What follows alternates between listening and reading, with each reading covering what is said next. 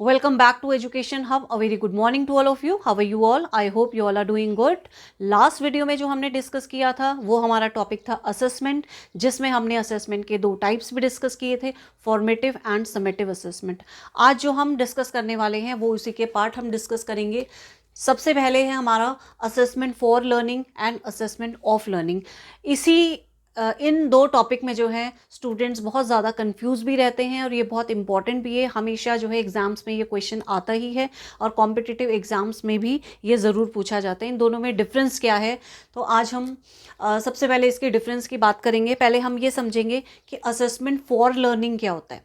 अभी हमने जो इससे पहले डिस्कस किया था, हमने डिस्कस किया था फॉर्मेटिव। अगर हम इसको देखें तो ये जो है फॉर्मेटिव का ही एक पार्ट है ना। जो हमने लास्ट वीडियो में डिस्कस किया था फॉर्मेटिव असेसमेंट, ये जो है उसी का ही एक पार्ट है, उसी को असेसमेंट फॉर लर्निंग कहा जाता है। इसके मैंने कुछ पॉइंट्स यहाँ पर लिखे थे, जैसे कि हमने फॉर्मेटिव असेसमेंट में क्या डिस्कस किया था कि ये क्या है, ये एक क्लास में चलने वाला कॉन्टीन्यूस प्रोसेस है, कॉन्टीन्यूस मॉनिटरिंग इसमें होती है। इसमें जो है मेन रोल जो है टीचर का रहता है, टीचर इसमें हमेशा एक्टिव रहता है।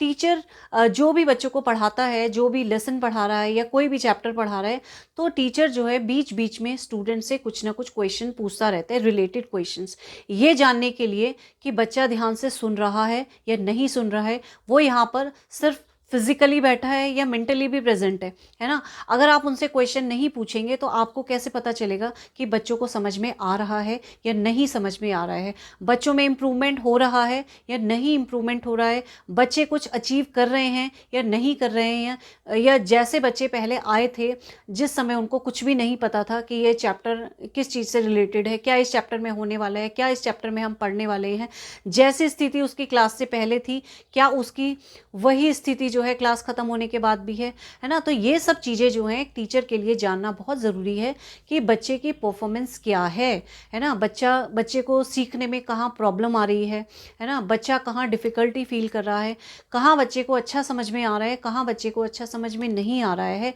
ये सब चीज़ें जो हैं क्लास में ड्यूरिंग टीचिंग लर्निंग प्रोसेस जब टीचर करता है तो इस प्रोसेस को ही जो है हम असेसमेंट कहते हैं। ठीक, तो यही हमारा यही इसी को हम जो है असेसमेंट फॉर लर्निंग भी कह सकते हैं कि फॉर लर्निंग मीन्स सीखने के लिए जो असेसमेंट हो रहा है। ये सब हम क्यों कर रहे हैं, ये सब हम बच्चों को सिखाने के लिए ही तो कर रहे हैं, है ना। टीचर अगर क्लास में जाए और पढ़ा के जो है क्लास से चला जाए, है ना, डेली उसका यही रूटीन रहे कि टीचर जो है क्लास में आए, अपना लेक्चर ले और जो है क्लास से बाहर चला जाए। अब हमें कैसे पता चलेगा कि टीचर अच्छा पढ़ा रहा है या नहीं पढ़ा रहा है, बच्चों को कुछ समझ में आ रहा है या नहीं समझ में आ रहा है। एक फीडबैक भी तो चाहिए।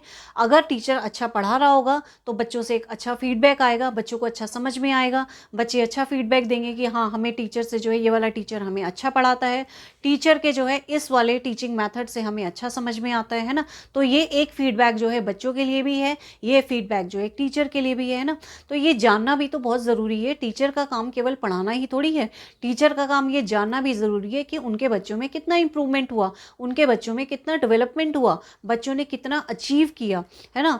बच्चे जो है कहाँ पर जो है पीछे रह गए हैं या कहाँ पर उनको लर्निंग में प्रॉब्लम्स आ रही है, कहाँ पर उनको दिक्कत आ रही है, कहाँ पर उनको नहीं समझ में आ रहा है, उन चीज़ों को नोटिस करते हुए, उन प्रॉब्लम्स को पता लगाते हुए उनको जो है सॉर्ट आउट भी तो करना है। तो ये फॉर लर्निंग जो है यहाँ पर जो है लर्निंग के लिए, सिखाने के लिए जो हम असेसमेंट करते हैं, इसी को हम फॉर्मेटिव असेसमेंट भी कहते हैं और इसी को हम असेसमेंट फॉर लर्निंग भी कहते हैं कि यहाँ पर हम बच्चों में इम्प्रूवमेंट लाने के लिए असेस कर रहे हैं बच्चों को, है ना। हम जो भी कर रहे हैं बच्चों को इम्प्रूव करने के लिए कर रहे हैं। जहाँ पर भी बच्चों की प्रॉब्लम्स हो रही है उनको सॉर्ट आउट करने के लिए हो रही है, बच्चों में डेवलपमेंट लाने के लिए हो रही है, बच्चों में उनकी अचीवमेंट अच्छी हो, उनको अच्छे से समझ में आए, जो भी चीज़ उनको कराई जा रही है क्लास में वो चीज़ उनको अच्छे से समझ में आए, जो भी उनके गोल सेट हैं, जो भी उनका टास्क है या जो भी वो करना चाह रहे हैं या जो क्लास में पढ़ाया जा रहा है उस चीज़ को वो अच्छी तरह समझ सकें, है ना। तो इन सब चीज़ों के लिए क्या है, हमारा असेसमेंट किया जाता है। और यही जो है इसी को हम कहते हैं असेसमेंट फॉर लर्निंग। ये क्या है, एक फॉर्मेटिव का पार्ट है। जैसे कि हमने लास्ट वीडियो में असेसमेंट के साथ formative assessment and summative assessment किया था, तो ये जो है उसी का एक पार्ट है। सेकंड है इसका कॉन्टिन्यूस प्रोसेस है। ये जो है कॉन्टिन्यूस प्रोसेस है कि क्लास में जो है continuously during teaching learning process जो है डेली किया जाता है और किया जाता रहना चाहिए, है ना। तभी हमें पता चलेगा डेली रूटीन क्या है, डेली जो है हम क्या पढ़ा रहे हैं और बच्चों को कितना समझ में आ रहा है, क्या हमें नेक्स्ट डे वही रिपीट करने की ज़रूरत है। अगर बच्चों को एक बारी में नहीं समझ में आया तो हो सकता है कि टीचर को जो है अपना टीचिंग टीचिंग मेथड जो है वो चेंज करने की ज़रूरत पड़े। कहाँ पे टीचर को चेंज होने की ज़रूरत है, कहाँ पे स्टूडेंट को चेंज होने की ज़रूरत है ना। किस मेथड से जो है बच्चों को पढ़ाया जाना चाहिए, किस तरीके से जो है बच्चों को अच्छे से समझ में आएगा, किस तरीके से बच्चों की प्रॉब्लम्स को हम सॉर्ट आउट कर सकते हैं। तो ये सब चीज़ें देखने के लिए हमें बच्चों को कॉन्टिन्यूस मॉनिटर करना पड़ता है। इसीलिए हम इसको एक कॉन्टिन्यूस प्रोसेस भी कहते हैं कि ये जो ड्यूरिंग टीचिंग लर्निंग प्रोसेस में जो है हम क्लास में पढ़ा रहे हैं, पढ़ाने के दौरान जो हम असेसमेंट करते हैं उसी को हम जो है फॉर्मेटिव असेसमेंट भी कहते हैं और असेसमेंट फॉर लर्निंग भी हम इसको कह सकते हैं। Next is this is diagnostic, कि हम प्रॉब्लम को डायग्नोस करेंगे और उसको हम सॉल्व करेंगे। अचीवमेंट है, इसमें क्या है, बच्चा सीखेगा, कुछ ना कुछ अचीव करेगा। अचीव करना ज़रूरी है। क्यों अचीव नहीं हो रहा है, अगर उसको कुछ पढ़ाया जा रहा है तो उसको क्यों नहीं समझ में आ रहा, अचीवमेंट क्यों नहीं हो रहा है उसका, इस चीज़ को भी हमें जानना पड़ेगा और उसको जो है उस प्रॉब्लम को उसकी दूर करके उसमें इम्प्रूवमेंट लाना होगा। नेक्स्ट इज गाइडेंस, यहाँ पर बच्चे को गाइडेंस दी जाती है कि कहाँ पे प्रॉब्लम है। आप इस तरीके से ना करके जो है हम बच्चों को बता सकते हैं कि आपका ये वाला मेथड थोड़ा सा डिफ़िकल्ट है तो आप इजी वाले मेथड से जाओ, या इस तरीके से मत करो, आप इस तरीके से करो तो ज़्यादा अच्छे से समझ में आएगा। इस वाले क्वेश्चन को जो है अगर आप पिक्चर बना के करोगे तो ये ज़्यादा अच्छे से आप इसको प्रेजेंट कर सकते हो। तो इस तरीके के गाइडेंस जो है टीचर स्टूडेंट्स को दे सकता है। इसमें फीडबैक है, फीडबैक की जैसे कि हमने अभी बात करी कि टीचर का फीडबैक भी होगा इसमें और बच्चों का भी होगा। बच्चों को अच्छे से समझ में आ जाएगा, बच्चे जो है अच्छा इंप्रूव करेंगे, बच्चे अच्छे से क्वेश्चंस के आंसर देंगे, बच्चे क्लास में जो भी पूछा जाएगा उसके अच्छे से जवाब देंगे। तो इट मीन्स क्या है कि टीचर अच्छा पढ़ा रहा है, टीचर का जो टीचिंग मेथड है वो अच्छा है, उसका पढ़ाने का तरीका अच्छा है ना। और स्टूडेंट्स का फीडबैक क्या आएगा कि उनको बहुत अच्छे से समझ में आ रहा है, स्टूडेंट्स बढ़िया काम कर रहे हैं ना। Next is improve teaching learning, जो भी हमारी क्लास में टीचिंग लर्निंग चल रही है, जो प्रोसेस चल रहा है वो अच्छा होगा, उसमें इम्प्रूवमेंट होगा। इम्प्रूवमेंट ऑफ परफॉर्मेंस, जो भी बच्चों की परफॉर्मेंस होगी उसमें इम्प्रूवमेंट होगा। और इट शोज़ क्वालिटी, और जो है यहाँ पर क्या शो करता है, ये हमारा असेसमेंट फॉर लर्निंग जो है ये हमारी क्वालिटी शो करता है। ये क्वांटिटी शो नहीं करता कि कितना मात्रा में है, वो शो नहीं कर रहा। यहाँ पे क्वालिटी की इम्प्रूव करें ना, बच्चों की क्वालिटी में इम्प्रूवमेंट, कि बच्चा पहले कैसा था, पहले थोड़ा सा कह सकते हैं कि बहुत ज़्यादा इंटेलिजेंट नहीं था, ये एवरेज था, है ना, उसको अच्छे से समझ में नहीं आता था। तो धीरे धीरे करके जो है टीचर ने ऐसे मेथड्स को यूज़ किया, टीचर ने इस तरीके से पढ़ाया कि अब उसे अच्छा समझ में आने लगा, है ना। तो ये क्या है, वहाँ पर बच्चे की क्वालिटी में निखार आएगा, है ना, उसकी परफॉर्मेंस अच्छी होगी, है ना। हमें पता चलेगा कि बच्चे में कितना इम्प्रूवमेंट आया। और ये असेसमेंट फॉर लर्निंग कराया ही इसलिए जाता है ताकि जो है बच्चों में इम्प्रूवमेंट आए। और ये इम्प्रूवमेंट किसके लिए है कि जब बच्चा जो है एग्ज़ाम के लिए एग्ज़ाम देने के लिए तैयार हो, जब एग्ज़ाम का टाइम आए तो बच्चा जो है एकदम से प्रिपेयर्ड रहे, वो अच्छे से जो है मार्क्स ले सके, या जो भी ग्रेडिंग मिले बच्चे को, या जो भी उसका रिज़ल्ट रहे वो बहुत अच्छा रहे। तो एक तरीके से हम कह सकते हैं कि हम जो है बच्चे को फाइनल एग्ज़ाम के लिए तैयार करवा रहे हैं। अगर हम बीच बीच में रेगुलर असेसमेंट करते रहेंगे तो बच्चा जो है फाइनल एग्ज़ाम्स के लिए बहुत अच्छे से प्रिपरेशन कर सकता है और उसका रिज़ल्ट भी अच्छा होगा। तो ये तो हमने बात की असेसमेंट फॉर लर्निंग की। तो ये हमने कब किया, ये असेसमेंट हमने कब किया, during teaching learning process, during class, जब हमारी क्लास चल रही है उस दौरान हम ये असेसमेंट कर रहे हैं। तो इसको हम कह रहे हैं फॉर्मेटिव असेसमेंट और इसको हम कह रहे हैं assessment for learning. I hope समझ में आ गया होगा।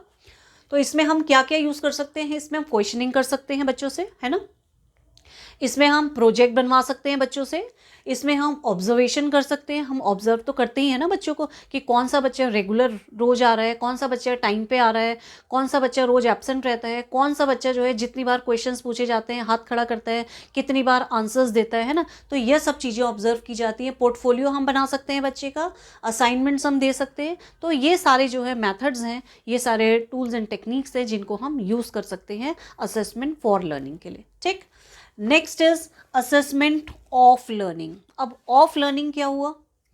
Assessment of learning means assessment करना है किसका? लर्निंग का। अब कितनी लर्निंग बच्चे ने की? अभी तक फॉर चल रहा था तो बच्चा प्रिपेयर हो रहा था, बच्चे को तैयार किया जा रहा था फाइनल एग्जाम के लिए। अब जो है बच्चे का लगातार असेसमेंट करते करते जो है फाइनल एग्जाम का टाइम उसका आ गया, है ना। अब क्या है इसमें, क्या दिया जाता है? End of the term. अब जो है यहाँ पर एक कन्फ्यूजन और रहती है कि ये सिर्फ फाइनल एग्ज़ाम के टाइम में होता है, या ये कोई यूनिट ख़त्म हो गई, या ये कोई चैप्टर ख़त्म हो गया, या कोई भी जो एक टास्क है, या जो भी कुछ भी मतलब कंटेंट है, या कुछ भी एक टॉपिक ख़त्म हो गया। अगर जो है टीचर इसके बाद जो है कोई भी लेसन के बाद, चैप्टर के बाद, या यूनिट के बाद टेस्ट ले रहा है और मार्किंग कर रहा है, तो उसको भी हम समेटिव असेसमेंट कह सकते हैं। जैसे कि असेसमेंट फॉर लर्निंग पार्ट था फॉर्मेटिव का, उसी तरीके से असेसमेंट ऑफ लर्निंग ये पार्ट है समेटिव का। ठीक, हमने लास्ट किया था ना ये असेसमेंट के साथ समेटिव असेसमेंट, तो ये क्या है? ये समेटिव का पार्ट है। अब सम जोड़ना है ना कि टोटल, ठीक है। तो अब ये क्या है? ये एंड ऑफ द टर्म होता है। तो अभी हम क्या डिस्कस कर रहे थे कि इसको हम चैप्टर के बाद भी फॉर्मेटिव या समेटिव कह सकते हैं, तो बिल्कुल कह सकते हैं। अगर हम टेस्ट ले रहे हैं, अगर हम ये जान रहे हैं कि पूरा चैप्टर जो है या पूरी यूनिट ख़त्म होने के बाद मैं टेस्ट ले रही हूँ, मैं ये जानना चाह रही हूँ कि कितना इसको समझ में आ गया, है ना। अब मैं वहाँ पे ऐसी कोई गुंजाइश नहीं है कि मैं उससे फिर से बताऊंगी कि नहीं बेटा आपने ये सम गलत किया है, इसमें आप जो है अभी और इम्प्रूवमेंट कर सकते हो। नहीं, अब जो है फाइनली मैं जितने वो सम्स करता है या जितने वो क्वेश्चन करता है, मैं सीधा सीधा उसका रिजल्ट बनाऊंगी कि आपको 50 में से 25 मार्क्स मिले हैं, 30 मार्क्स मिले हैं, 40 मिले हैं, या 50 में से 50 मिले हैं। तो सीधा सीधा मैं रिजल्ट ही डिक्लेयर करूँगी कि आप जो है कितना आपने अचीव किया है, फाइनली आपका रिजल्ट क्या रहा, कितना आपको इस यूनिट में समझ में आया। अब आप ये खुद अपने आप जान सकते हैं, असेस करो अपने आप को कि आपके अगर 25 मार्क्स हैं तो इट मीन्स कि आपको जो भी यूनिट मैंने कराई है उसमें से सिर्फ आपको भी आधा ही समझ में आया है। अब यहाँ पर इम्प्रूवमेंट नहीं होगा। इम्प्रूवमेंट कहाँ होगा? वो फॉर लर्निंग में होगा, जहाँ पर हम लर्निंग के लिए असेस कर रहे हैं, ठीक है। और जहाँ पर लर्निंग का कि क्या सीख लिया उसका हम आकलन कर रहे हैं, उसका अगर हम असेसमेंट कर रहे हैं, तो वहाँ पर जो है इम्प्रूवमेंट की कोई गुंजाइश नहीं है। तो ये हम कहाँ कहाँ ले सकते हैं? यूनिट टेस्ट अगर हम लें उसके बाद हम मार्किंग करें तो वो हमारा असेसमेंट ऑफ लर्निंग होगा। सेमेस्टर ख़त्म हो जाता है, फिर हमारे जब एग्ज़ाम्स होते हैं तो वो हमारा समेटिव में आएगा। इसको हम समेटिव भी कह रहे हैं, साथ साथ इसमें कन्फ्यूज़ मत होइएगा। असेसमेंट ऑफ लर्निंग, क्योंकि मैंने बोला ये पार्ट है समेटिव का, इसको हम समेटिव भी बोल सकते हैं, समेटिव ही है ये। हाफ ईयरली एग्जाम के बाद और एनुअल एग्जामिनेशन के बाद जो फाइनल एग्जाम्स होते हैं, जो सीधा डायरेक्ट हमारा रिजल्ट आएगा, जहाँ पे कोई इम्प्रूवमेंट नहीं है, जो भी इवैल्यूएशन करने वाला होगा, कॉपी चेकिंग वाला जो भी करेंगे, तो वो ये नहीं बताएंगे कि आपने ये सब गलत किया है तो आप इधर आएँ और आपको जो है मैं इसको सही तरीका बताता हूँ कि किस तरीके से आपको ये सही करना चाहिए था, ये आपने गलत किया। नहीं, ऐसा कुछ भी नहीं होगा। यहाँ पर सीधा सीधा आपको मार्किंग होगी, आपकी सीधा सीधा रिजल्ट डिक्लेयर होगा, सीधे सीधे जजमेंट होगी कि भाई आप कितने पानी में है। सीधा सीधी सी बात है कि आपने कितना सीखा, आपको कितना आता है। ठीक, नेक्स्ट जैसे जजमेंटल हो गया, फाइनल रिजल्ट हो गया, शोज क्वांटिटी। अब यहाँ पर क्या है? अभी हमने ऊपर क्या पढ़ा? हमने असेसमेंट फॉर लर्निंग में क्या है कि ये क्वालिटी दर्शाता है। अब जो हमारा ऑफ लर्निंग है ये क्या है? ये क्वांटिटी, कितना क्वांटिटी कितनी हुई, है ना। तो कितनी क्वांटिटी की? 50 में से 55, 50 में से 35, 50 में से 40। तो ये क्या है? ये क्वांटिटी है ना, कि आपको इतना मिला। ठीक, तो यहाँ पर कोई भी इम्प्रूवमेंट की गुंजाइश नहीं होती। इसमें आप सारे आपके रिटन टेस्ट आते हैं, परफॉर्मेंस टेस्ट आते हैं, जैसे आप प्रैक्टिकल एग्जाम्स वगैरह भी करते हैं वो भी आपके आते हैं, पेंसिल पेपर टेस्ट होते हैं, प्रोजेक्ट्स हैं, ऑब्जेक्टिव टाइप क्वेश्चन आते हैं, सब्जेक्टिव टाइप क्वेश्चंस आते हैं, है ना। और बाकी मैंने ये बता ही दिया कि आफ्टर यूनिट टेस्ट हो गया, एक यूनिट खत्म हो गई तो आप टेस्ट ले सकते हैं, लेसन आपका खत्म हो गया तो आप टेस्ट ले सकते हैं, हाफ ईयरली एग्जाम्स हो गए, आपके फाइनल एग्जाम्स हो गए, उन सब के बाद क्या होगा? आपका समेटिव असेसमेंट किया जाएगा। ठीक, तो ये हो गया आपका assessment for of learning. I hope आपको यहाँ तक क्लियर हो गया होगा कि दोनों में क्या डिफरेंस है। असेसमेंट फॉर लर्निंग आपका पार्ट है फॉर्मेटिव असेसमेंट का, और असेसमेंट ऑफ लर्निंग आपका पार्ट है समेटिव का। ठीक है, तो यहाँ पर कंफ्यूज ना हो। नेक्स्ट आता है आपका असेसमेंट एज लर्निंग। अब ये एज लर्निंग क्या है? ये है हमारा, ये भी लर्निंग का ही एक पार्ट है। इसमें क्या है, इसमें ना तो टीचर असेस करेगा, है ना, और ना ही यहाँ पर कोई सम्स या कोई मार्किंग की जाएगी बच्चे की। अब क्या है, एज लर्निंग में बच्चा अपने आप को खुद असेस करेगा। अब खुद कैसे असेस करते हैं? जैसे कि सपोज़ मुझे कोई एग्ज़ाम्स देने हैं, या आपके जब फाइनल एग्ज़ाम्स आने वाले होते हैं तो आप क्या करते हो, हम लोग भी जैसे सैम्पल पेपर आपको देते हैं, है ना। हम सैम्पल पेपर क्यों बना के देते हैं आपको? ताकि आप जो है उनके गो थ्रू हो, आप जो है उनको पढ़ें, आप उनको देखें कि आपको उसमें से कितना आता है। और जब भी जैसे बोर्ड के एग्ज़ाम्स होते हैं या बच्चों के और कॉम्पिटिटिव एग्ज़ाम्स होते हैं, तो स्टूडेंट्स क्या करते हैं, जो प्रीवियस पेपर्स होते हैं उनको सॉल्व करते हैं और ख़ुद को असेस करते हैं कि हमें कितना आता है। कई लोगों को जो है खुद से बोल बोल के पढ़ने की भी आदत होती है कि कोई क्वेश्चन जो है लर्न किया, उसके बाद जो है कॉपी उल्टी रख दी, और उसके बाद या तो आंख बंद करके और या चलते चलते जो है खुद से जो है वो क्वेश्चन का आंसर बोलते रहते हैं और खुद अपने आप को ही असेस करते हैं कि मुझे कितना लर्न हो गया, है ना। अब हर किसी को पेरेंट्स तो नहीं पढ़ाते, हर किसी के पास ट्यूटर नहीं होते, तो वो कैसे पढ़ते हैं? तो वो खुद से पढ़ते हैं, अपने आप को असेस करते हैं इसी तरीके से कि मुझे कितना आता है, और खुद से ही अपनी तैयारी करते हैं। तो इसको हम कहते हैं असेसमेंट एज लर्निंग। ठीक, इसमें क्या है, self examination by learner. Learner जो है अपने आप को एग्जामिन करता है, अपने आप को रिव्यू करता है बाय सॉल्व, जैसे फॉर एग्जांपल है by solving previous question papers, अपने आप को पुराने जो क्वेश्चन पेपर हैं उसको सॉल्व कर सकता है। ठीक, और students become aware of their own learning, और क्या है, अपनी ओन लर्निंग के प्रति ही जो है वो अवेयर रहता है कि उसको कितना आता है और उसको कितना नहीं आता। ठीक है, तो ये है आपका assessment for learning, assessment of learning, assessment as learning. इसको जो है असेसमेंट फॉर लर्निंग और ऑफ लर्निंग को एक एग्जाम्पल से हम और समझा सकते हैं। जैसे कि सपोज़ एक एग्जामिनर आता है ना, कोई क्लास में बच्चे को कोई प्रॉब्लम है, कोई सम नहीं आ रहा या कोई क्वेश्चन नहीं आ रहा, तो टीचर जो है एक जगह पे असेसमेंट फॉर लर्निंग पे या फॉर्मेटिव में जो है वो आपको आराम से समझा देंगे कि बेटा इस तरीके से मत करो, आप इसको इस तरीके से करो, ये वाला क्वेश्चन इस तरीके से है। वो आपको पूरा दोबारा से सॉल्यूशन बताकर जो है अच्छे से आपको समझा देंगे, और आप उसमें जो है फिर उसको दोबारा से अपने आप से सही करके उसको अपने आप को भी असेस कर सकते हो कि अब मुझे आया या नहीं आया, है ना। वहाँ पे जो है आपकी प्रॉब्लम को सॉर्ट आउट कर दिया जाएगा, आपको सॉल्यूशन बता दिया जाएगा और आप अपने आप में इम्प्रूवमेंट कर सकते हो। दूसरा जो है आपका असेसमेंट ऑफ लर्निंग में क्या है, जैसे कि बाहर से आपके यहाँ एग्जामिनर्स आते हैं, ठीक है, जैसे आपका वाइवा होता है क्लास में, एक पहले इंटरनल वाइवा होता है, उसमें तो मैम आपको बता देती हैं कि नहीं नहीं आपने ये गलत बोला, इसको जब बाहर से एग्जामिनर आएंगे तो इस तरीके से बोलिएगा। ठीक है, तो ये हुआ आपका फॉर्मेटिव असेसमेंट। अब समेटिव में जब बाहर से एक्सटर्नल एग्जामिनर आते हैं तो वो आपसे पूछते हैं कि what do you mean by assessment. आपको अगर आंसर आ गया, आपने तुरंत जवाब दे दिया तो ठीक है, अगर आपको नहीं आया या आपने कुछ गलती कर दी तो वहाँ पर वो आपको ठीक नहीं करेंगे, वो कहेंगे ठीक है इट्स ओके गो, आप जाएं, नेक्स्ट का नंबर आ जाता है। ठीक है, वहाँ पर क्या है, ये समेटिव असेसमेंट है, वो आपको नहीं बताएंगे, वो आपका इम्प्रूवमेंट नहीं करेंगे, वो सीधा सीधा आपका रिजल्ट, आपने नहीं बताया तो आपको 0 मार्क्स देंगे, आपने बताया तो 10 में से आपको 10 भी मिल सकते हैं, 10 में से आपको 8 भी मिल सकते हैं। जैसा आपका जवाब रहेगा सीधा सीधा आपको वैसा ही रिजल्ट मिलेगा। अगर आप जवाब देते हैं तो आपकी मार्किंग अच्छी होगी, आपके अच्छे मार्क्स आएंगे। अगर आप जवाब नहीं देते हैं तो ये उम्मीद नहीं कर सकते आप कि वो हमें जो है, अगर मुझे इसका नहीं आ रहा, मैंने ये कभी पढ़ा नहीं है या मैंने कभी सुना नहीं है, तो आप ये एक्सपेक्ट मत कीजिएगा, ये एक्सपेक्ट आप नहीं कर सकते उनसे कि जो है वो आपको आंसर बताएंगे या आपको ठीक करेंगे या आपको वो जवाब देंगे, नहीं देंगे वो आपको जवाब, क्योंकि वो एक्सटर्नल एग्जामिनर है और यहाँ पर इस समय आपका समेटिव असेसमेंट चल रहा है। यहाँ पर जो है इम्प्रूवमेंट की कोई गुंजाइश नहीं है, यहाँ पे सीधे सीधे आपको जज किया जाएगा, सीधे सीधे आपका रिजल्ट डिक्लेयर किया जाएगा और सीधा सीधा जो है ये आपका फाइनल रिजल्ट होगा।